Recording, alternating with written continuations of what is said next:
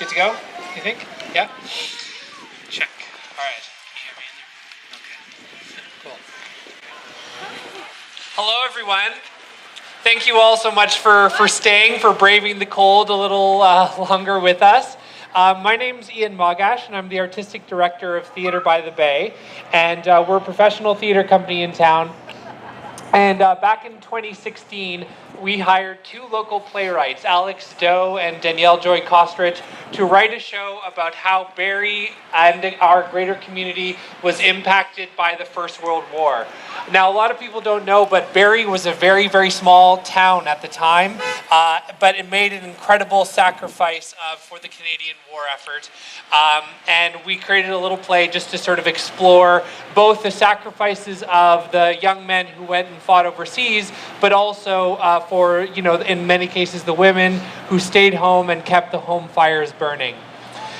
So firstly, I just want to thank the City of Barrie for having us as part of the commemorations today, especially one as important as the 100th anniversary of the armistice.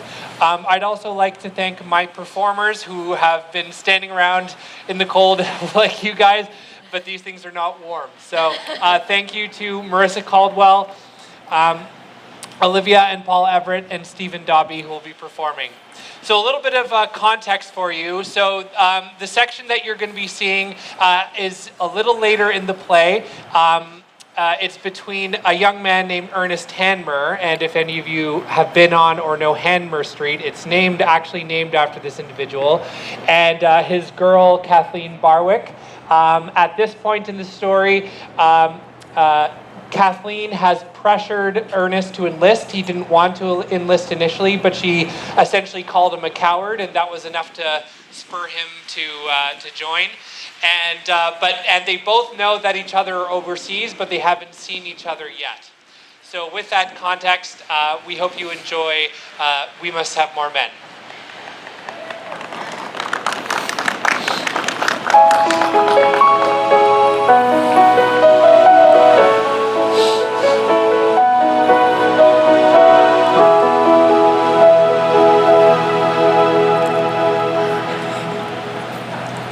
Goldie?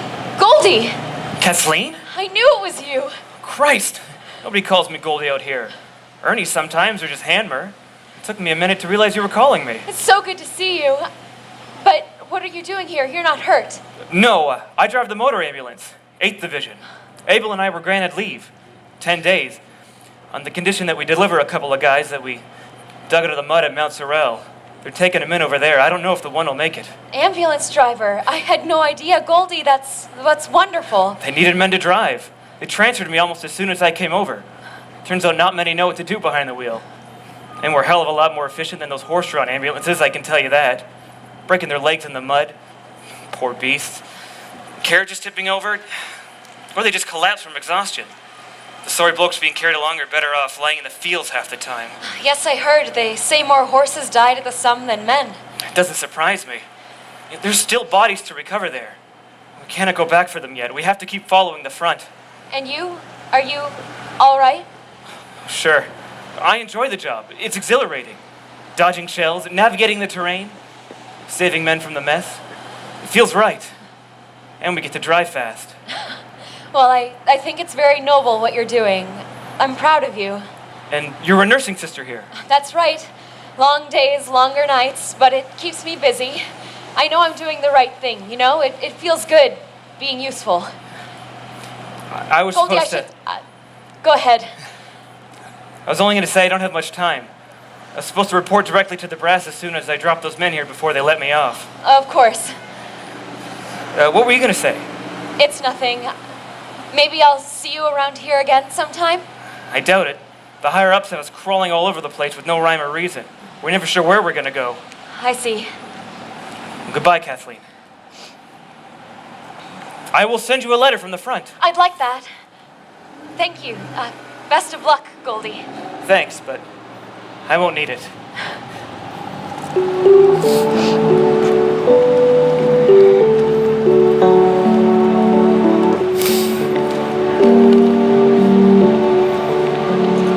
Dear Kathleen, I hope you are well. I wish I could see you again. We are in over our heads sometimes out here, and it makes me think of the days when the hardest thing I had to do was convince you to go on a date with me.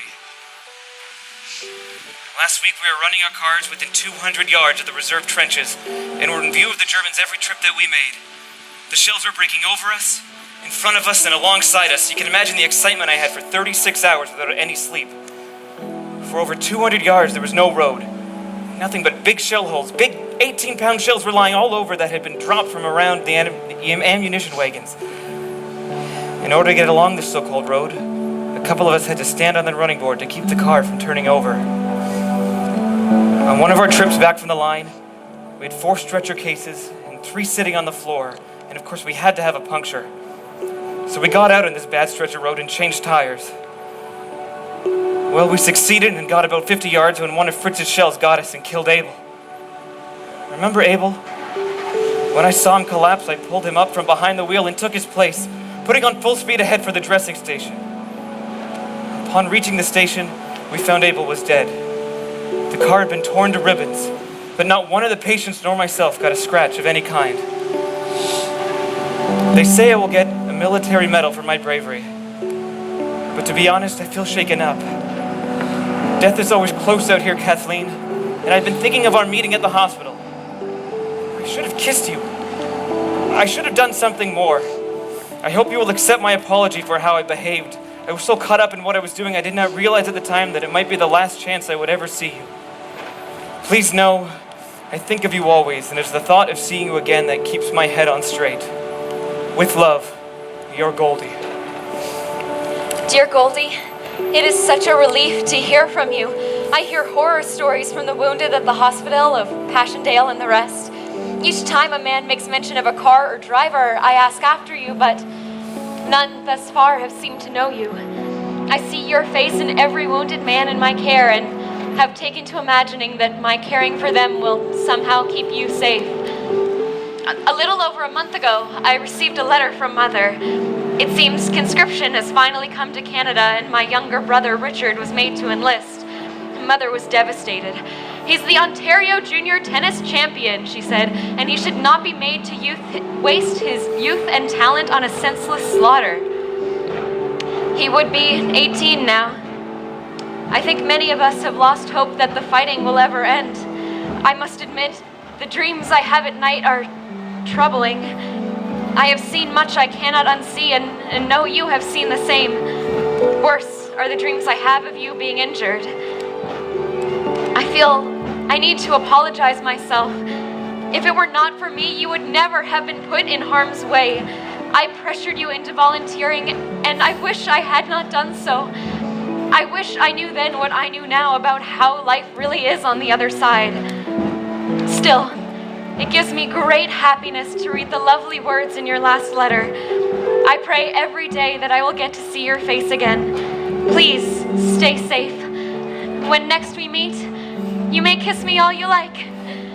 All my love, Kathleen.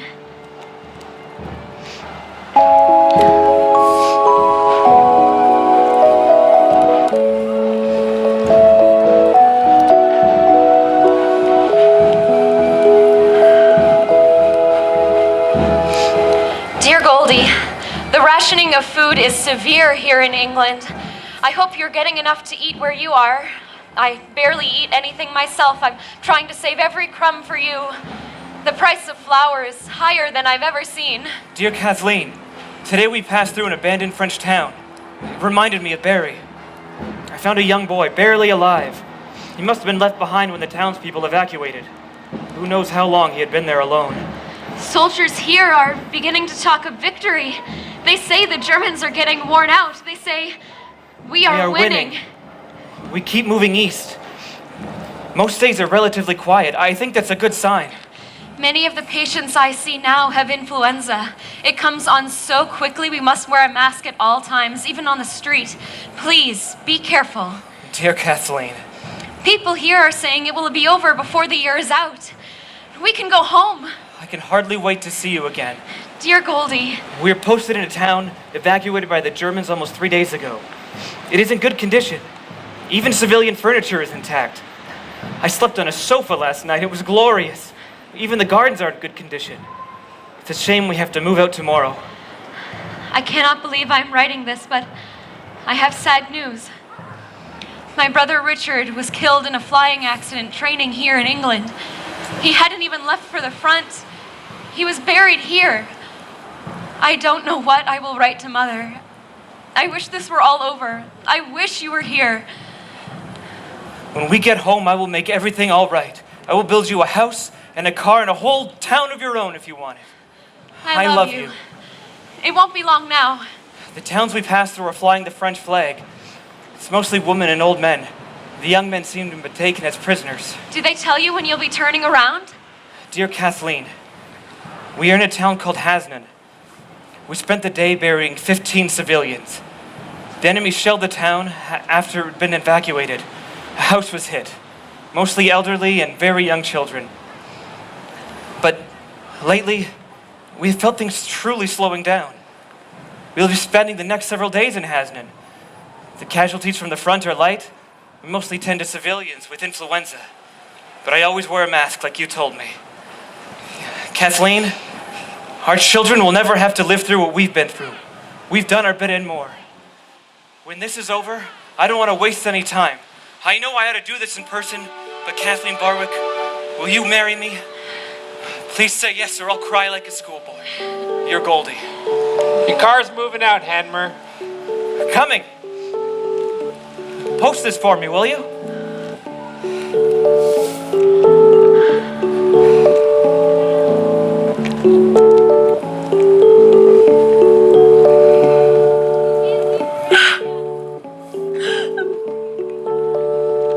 They were summoned from the hillside. They were called in from the land, and the country found them ready at the stirring call for men.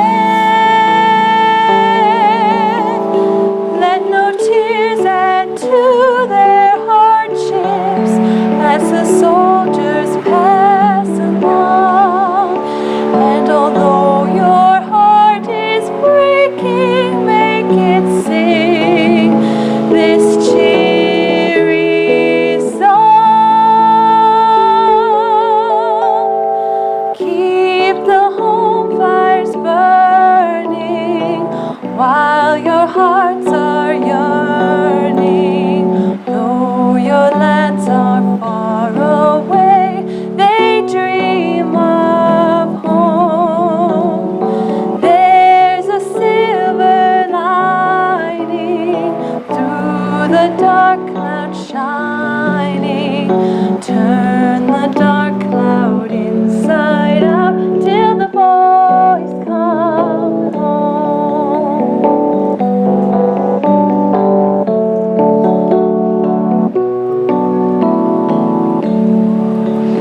Overseas there came a pleading, help a nation in distress, and we gave our glorious laddies honor, bade them do no less.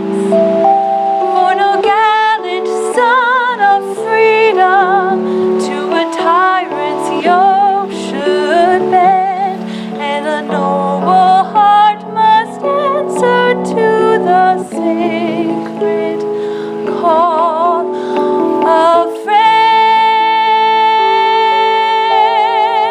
Keep the home fires burning while your hearts are yearning. Though your lands are far away, they dream of home.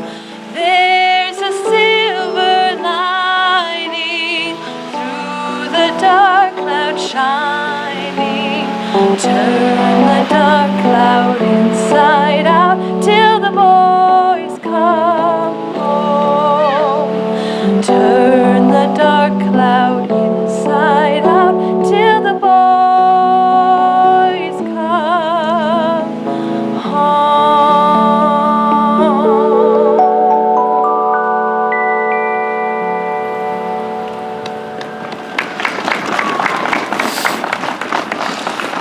Thank you, everyone. So yeah, that was just a little section of a show we did called We Must Have More Men. Theater by the Bay is proud to be the company that's telling our local stories. And if you enjoyed a section like this, we are doing a show about World War II next year based on Clint Lovell's book, The Boys from Barrie. So stay tuned for information about that. I want to give a huge thank you to my performers again, who braved the cold to bring this to you guys.